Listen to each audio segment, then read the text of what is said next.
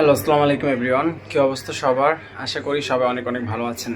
বিগত অনেক দিন হয়েছে কোনো ভিডিও আপলোড করা হচ্ছিল না, কোনো ইনফরমেশন আপনাদেরকে দিতে পারতেছিলাম না। তো আজকে অনেক দিন পর নতুন করে আরও একটি ভিডিওতে আপনাদেরকে হাজির হয়েছে আপনাদের মাঝে। তো আজকের এই ভিডিওতে আপনাদেরকে ইতালি নুডলস সম্পর্কে জানাবো। আপনারা জানেন প্রথম ধাপে কিন্তু ইতালি থেকে ঈদের আগে প্রচুর পরিমাণ নুডলসটা কিন্তু বের হয়েছে এবং সেই ধারাবাহিকতায় এই পর্যন্ত কিন্তু টুকটাক হালকা পাতলা কিছু নুডলসটা বের হওয়ার সংবাদ আমরা পেয়েছিলাম। তবে রিসেন্টলি গতকালকে আমরা একটা আপডেটের মাধ্যমে জানতে পারলাম যে ইতালির বিভিন্ন শহর, বিশেষ করে বড় বড় যে সিটিগুলো যেগুলো থেকে বাংলাদেশিরা বেশি পরিমাণে আবেদন করে, যেমন নেপোলি, রোম, তারপর হচ্ছে কাসেরতা, মিলানো, জেনোভা, এই সকল বড় বড় সিটিগুলো থেকে গণহারে নুডলসটা দেওয়া শুরু হয়েছে এবং গণহারে নুডলসটা দিচ্ছে। বিগত 2 থেকে 3 দিনে প্রচুর পরিমাণ নুডলসটা ইস্যু করা হয়েছে।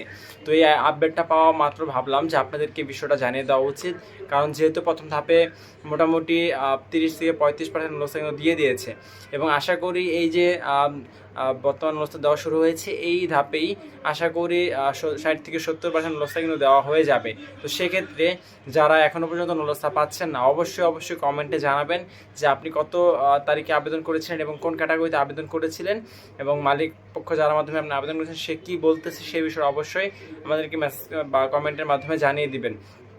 আর আপনারা যে মাধ্যম বা যার মাধ্যমে আবেদন করেছেন তার সাথে কমিউনিকেশন রাখার চেষ্টা করবেন, যে বর্তমান তার আপনার নস্তার কোন অবস্থা রয়েছে সেটা দেখার চেষ্টা করবেন। আর সেটা কিন্তু যে মালিকের গাড়ি দিয়ে কিন্তু সেটা চেক করা যায় বর্তমানে কোন অবস্থায় রয়েছে, সেই বিষয়টা কিন্তু আপনারা চেক করতে পারবেন।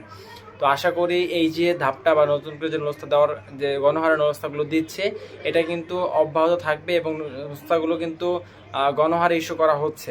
তো আশা করি এই গণহারের নুস্খা যে ডেলিভারি হচ্ছে এটার মধ্যে আপনাদের নুস্খাগুলো দেওয়া হয়ে যাবে এবং আপনার নুস্খাগুলো পেয়ে যাবেন।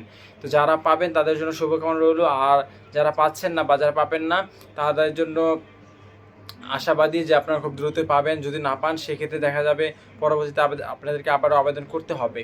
তো সব কিছুই ভাগ্যের উপর ডিপেন্ড করে। ইতালি এত সহজ না, ইতালিতে পরিশ্রম করতে হয় এবং কিছুটা ভাগ্যের উপর ডিপেন্ড রাখতে হয়। তো সব কিছুই আল্লাহ ভরসা, দেখা যাক কী হয়। এবং আপনারা কবে আবেদন করেছেন, কোন ক্যাটাগরিতে আবেদন করেছেন সেটা অবশ্যই কমেন্টে জানাবেন। আসসালামু আলাইকুম।